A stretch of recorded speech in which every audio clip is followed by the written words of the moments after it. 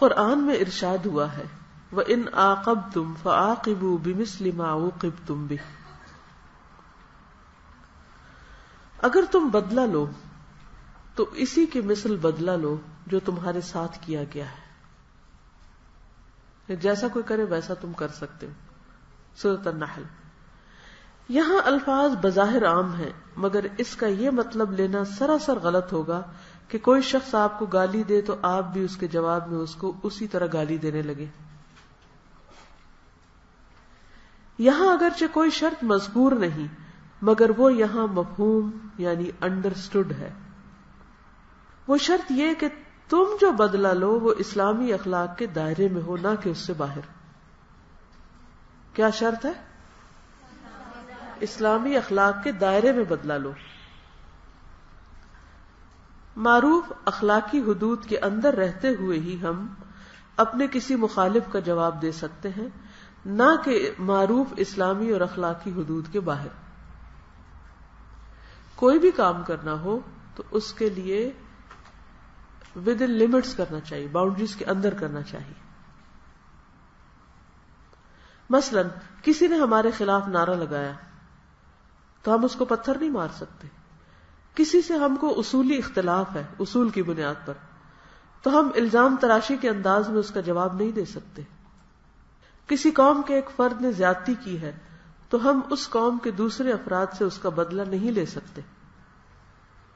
کسی قوم کے ایک فرد نے زیادتی کی ہے تو ہم دوسروں سے نہیں بدلہ لیں گے، یہ مطلب ہے. کسی نے الفاظ کے ذریعے ہماری دل آزاری کی ہے تو ہم گولی اور بم سے اس کو سزا نہیں دے سکتے. کسی نے ہم کو مالی نقصان پہنچایا تو ہم اس کو قتل کر کے اس سے انتقام نہیں لے سکتے. اسی کے ساتھ اس کو بھی اچھی طرح سمجھ لینا چاہیے کہ بدلہ لینے کی بھی ایک حد ہے. مومن اسلامی اخلاق کے باہر جا کر کسی سے بدلہ نہیں لے سکتا. مثلا کوئی گالی دے تو وہ اس کو گالی نہیں دے گا. کوئی الزام تراشی کرے تو اس کے جواب میں الزام تراشی نہیں کرے گا. کوئی شخص کمینہ پن کا انداز اختیار کرے تو وہ اس کے لیے کمینہ نہیں بن جائے گا.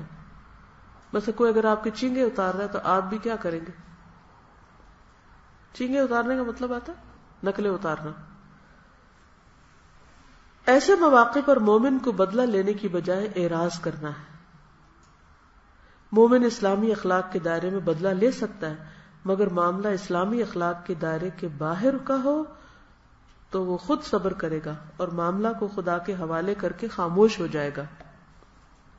برابر کا بدلہ لینا اسلام میں جائز ہے، مگر بدلہ لینا اتنا نازک کام ہے کہ جو شخص خدا سے ڈرتا ہو وہ اس کو زیادہ محفوظ طریقہ سمجھے گا کہ بدلہ لینے کی بجائے اس کو معاف کر دے. کیا سمجھ میں آیا؟ جب تک کوئی زیادتی کرتا ہے تو ہم مظلوم ہوتے ہیں، لیکن جب ہم برابر کے بدلے سے زیادہ کر لیتے تو ہم ظالم بن جاتے ہیں. کیا تم نہیں چاہتے کہ اللہ تم کو معاف کر دے؟ تو تمہیں بھی کیا کرنا چاہیے؟ دوسروں کو معاف کر دینا چاہیے. آج اتنا ہی کافی. سبحانک اللہم و بحمدک نشہد ان لا الہ الا انت نستغفرک و نتوب الیک. السلام علیکم و رحمۃ اللہ وبرکاتہ.